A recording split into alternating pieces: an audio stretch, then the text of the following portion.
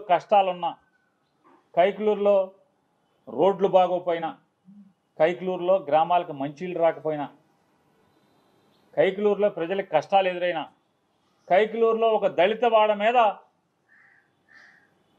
జనసేన పార్టీకి సంబంధించిన వాళ్ళందరూ కూడా కిరాతకంగా, పైశాచికంగా కత్తులతో దాడి చేసి హత్యాయత్నం చేస్తే దాని మీద ఏ రోజు కూడా మాట్లాడాయన.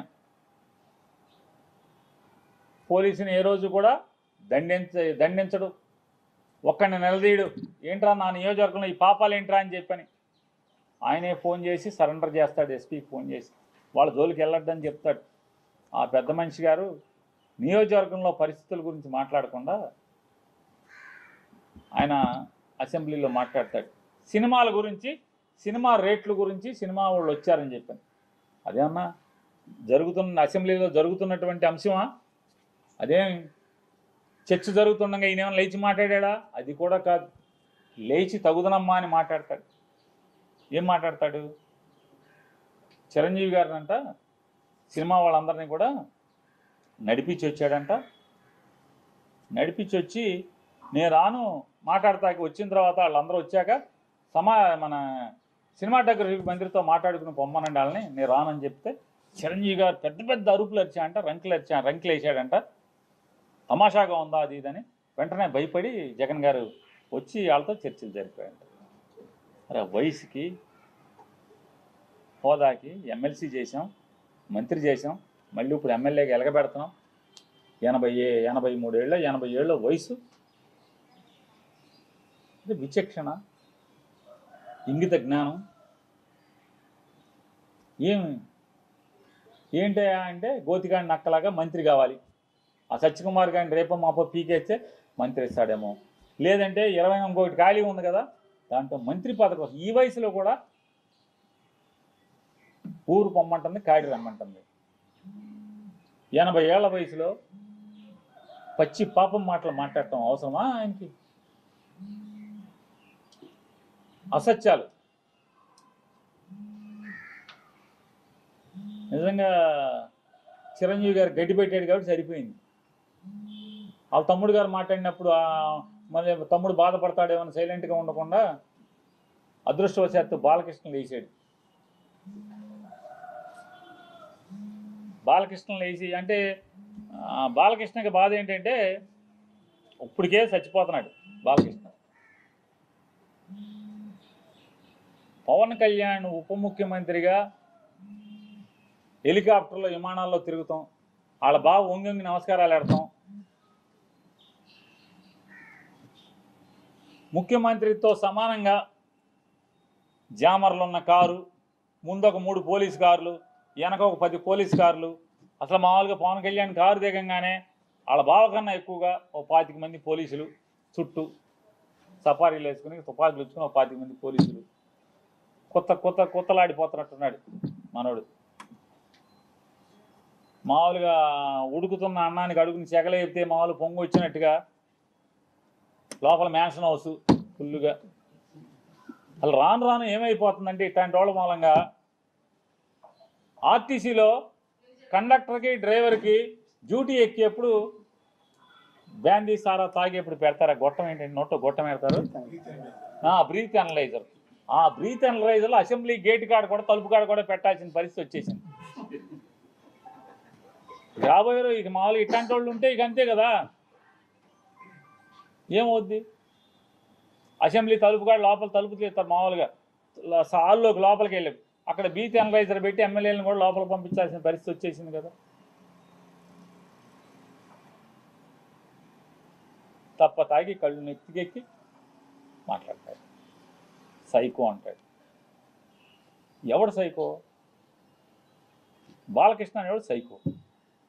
ఎందుకు సైకో? పవన్ కళ్యాణ్ హోదాని, ఆ వెలుగుని చూసి ఏడవలేక సైకో. నువ్వు సైకో. ఎవడికి సైకో? మాకేం సైకో? ఏం చేశాడు సైకో? సిగ్గు లేకుండా నేను కలవలేదని చెప్తావా? రోజు పురాణాలు నోట్లో ఒల్లివేయటం కాదు, బట్టి పట్టం కాదు, వేద మంత్రాలు బట్టి పట్టం కాదు, దేవుడి పద్యాలు బట్టి పట్టం కాదు. నాలుక మీద పురాణాలు, ఉపనిషత్తులు, వేదాల్లో ఉన్న వాక్యాలు అవి బట్టి పట్టినంత మాత్రాన ఇట్టాగుంటుంది. బట్టి పడితే జీవితం, బట్టి పట్టిన బతుకులు ఇట్టాగా ఉంటాయి. పేరుకేమో బయట మామూలుగా మైకూర్చుకుంటేనేమో వేదాలు, ఉపనిషత్తులు అవి మాట్లాడటం ఆ ఊ అయ్యి అని చెప్పని. మనిషిని మందేస్తే ఇది మన తంతు.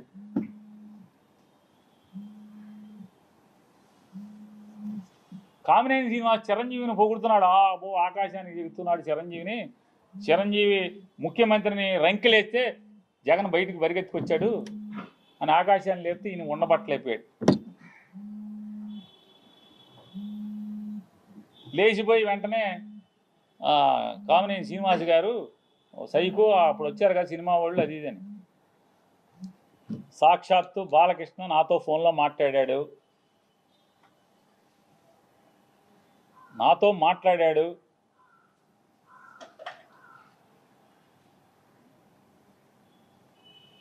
మాట్లాడాడే చెప్తున్నా. నాకు జన్మ ఇచ్చిన నా తల్లిదండ్రుల మీద ప్రమాణం చేస్తున్నా, నువ్వు చేయి నాతో మాట్లాడలేదని చెప్పాను.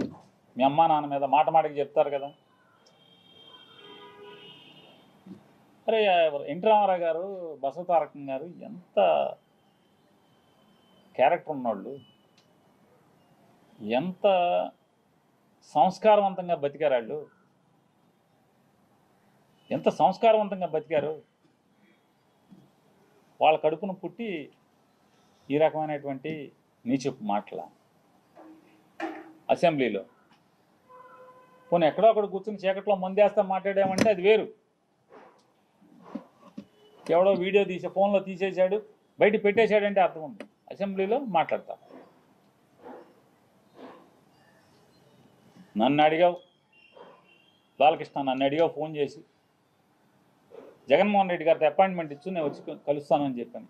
అఖండ సినిమా కోసం మిరియాల రవీందర్ రెడ్డి ఆయన ఎవరో ఉన్నాడు, నా దగ్గరికి వచ్చాడు. నన్ను అడిగి 10 మందితో మాట్లాడించి అపాయింట్మెంట్ తీసుకుని నా దగ్గరికి వచ్చాడు.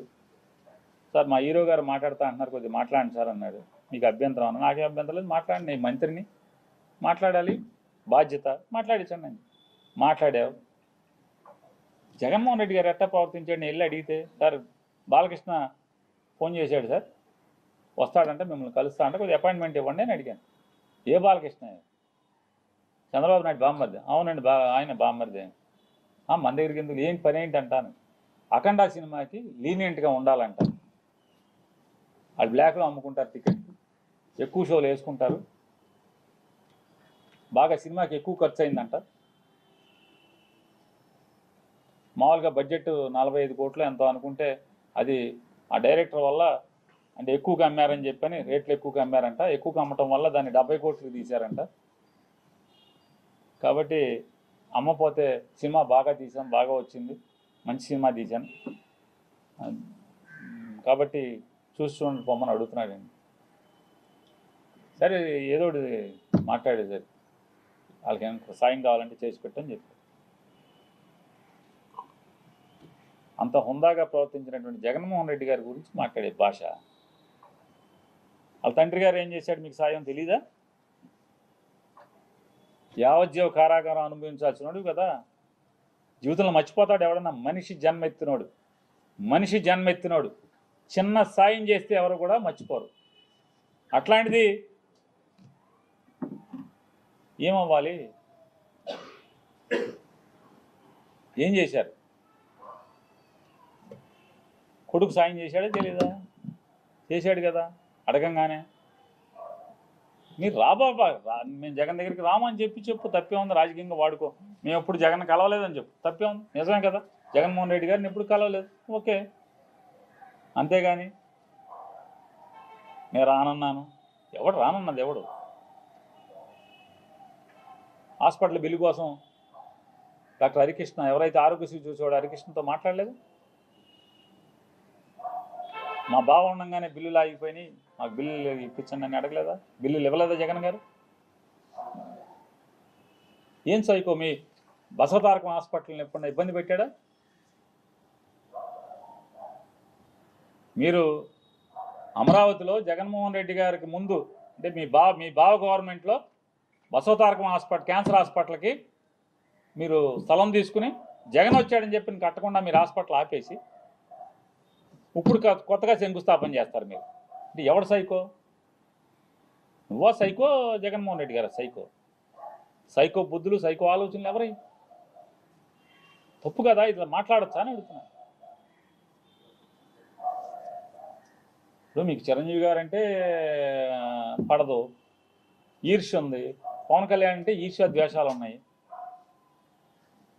పట్టుకో అలా కూములు చచ్చిపోతున్నారు ఇంకో లోపల. అది మీ బావకే చెప్పుకోవాలి. బావా మనం సపరేట్గా తోసేద్దాం బావ, వీళ్ళని అనవసరం బావా, మనం 124 అలా 21 ఎంతో కదా, మన పనిలో మనం ఉందాం బావానా అని మీ బావకు చెప్పుకోవాలి. ఊరోళ్ళ మీద జగన్ మీద పడి ఆడవటం ఎందుకు?